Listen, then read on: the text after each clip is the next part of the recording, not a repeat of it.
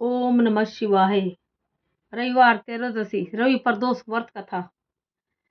आयु वर्धि आरोग्यता या चाहो संतान, शिव पूजन विधिवत करो दुख हरे भगवान। एक समय सर्व प्राणियों के हितार्थ पवन पावन भागीरथी के तट पर ऋषि समाज द्वारा विशाल गोष्ठी का आयोजन किया गया। विज्ञ महर्षियों की एकत्रित सभा में व्यास जी के परम शिष्य पुराण वेता सूत जी महाराज हरि कीर्तन करते हुए पधारे। सूत जी को देखते ही शौनकादिक 88,000 ऋषि मुनियों ने खड़े होकर दंडवत प्रणाम किया।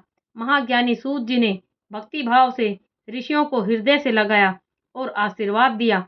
विद्वान ऋषिगण और सब शिष्य आसनों पर विराजमान हो गए। मुनिगण विनीत भाव से पूछने लगे कि हे परम दयालु, कली काल में शंकर की भक्ति किस आराधना के द्वारा उपलब्ध होगी, हम लोगों को बताने की कृपा कीजिए, क्योंकि कलयुग के सर्व प्राणी पाप कर्म में रत रहकर वेद शास्त्रों से विमुख रहेंगे। दीन जन अनेकों संकटों से त्रस्त रहेंगे। हे मुनि श्रेष्ठ, कली काल में सत्कर्म की ओर किसी की रुचि नहीं होगी।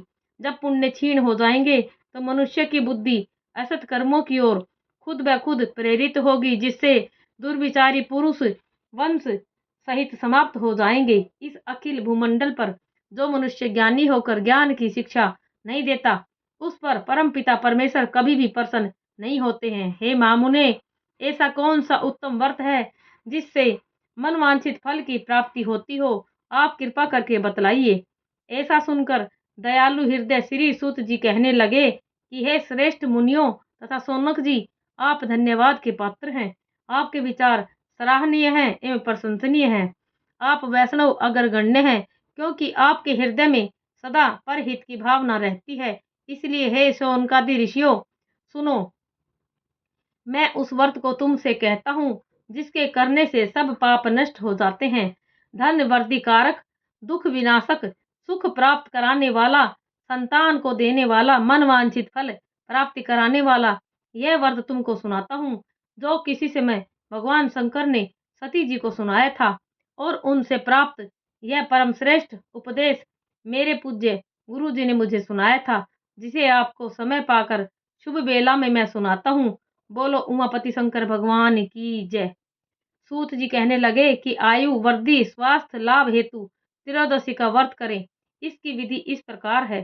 प्रातः स्नान कर निराहार रहकर शिव ध्यान में मगन हो, शिव मंदिर में जाकर शंकर की पूजा करें और पूजा के पश्चात अर्ध पुण्य त्रिपुंड का तिलक धारण करें। बेल पत्र चढ़ावें, धूप दीप अक्षत से पूजा करें, ऋतु फल चढ़ावें और नमः शिवाय मंत्र का रुद्राक्ष की माला से जाप करें। ब्राह्मण को भोजन कराकर सामर्थ्य अनुसार दक्षिणा दें। तत्पश्चात मौन व्रत धारण करें।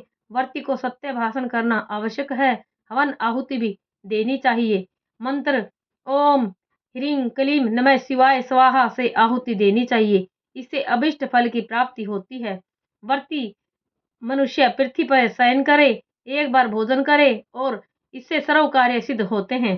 श्रावण मास में तो इसका विशेष महत्व होता है। यह सर्व सुख धन आरोग्यता देने वाला है। यह व्रत इन सब मनोरथों को पूर्ण करता है। हे ऋषिवरों, यह प्रदोष व्रत जो मैंने आपको बताया, किसी समय शंकर जी ने सती जी को और वेद व्यास मुनि ने मुझको सुनाया था। शौनकादिक ऋषि बोले, हे पूज्यवर महामते, आपने यह व्रत परम गोपनीय मंगलप्रद कष्ट निवारक बतलाया है। कृपया यह बताने का कष्ट करें कि यह व्रत किसने किया और उसे क्या फल प्राप्त हुआ। श्री सूत जी बोले, हे विचारवान ज्ञानियों, आप शिव के परम भक्त हैं। आपकी भक्ति देखकर मैं व्रती पुरुषों की कथा कहता हूँ। एक गांव में अति दीन ब्राह्मण निवास करता था। उसकी साध्वी स्त्री प्रदोष व्रत किया करती थी। उसके घर पुत्र तन था। एक समय की बात है कि वह पुत्र गंगा स्नान करने के लिए गया और दुर्भाग्यवश मार्ग में चोरों ने उसे घेर लिया और वह कहने लगे, हम तुझे मारेंगे, नहीं तो तू अपने पिता का गुप्त धन बतला दे। बालक दीन भाव से कहने लगा कि हे बंधुओं, हम अत्यंत दुखी दीन हैं, हमारे पास धन कहाँ है। चोर फिर कहने लगे कि तेरे पास पोटली में क्या बंधा है। बालक ने निसंकोच उत्तर दिया कि मेरी माता ने मुझे रोटी बनाकर बांध दी है।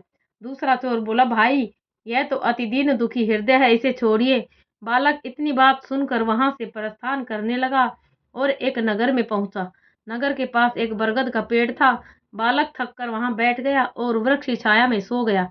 उस नगर के सिपाही चोरों की खोज कर रहे थे कि खोज करते करते उस बालक के पास आ गए। सिपाही बालक को भी चोर समझकर राजा के समीप ले गए। राजा ने उसे कारावास की आज्ञा दे दी। उधर बालक की माँ भगवान शंकर का प्रदोष कर रही थी।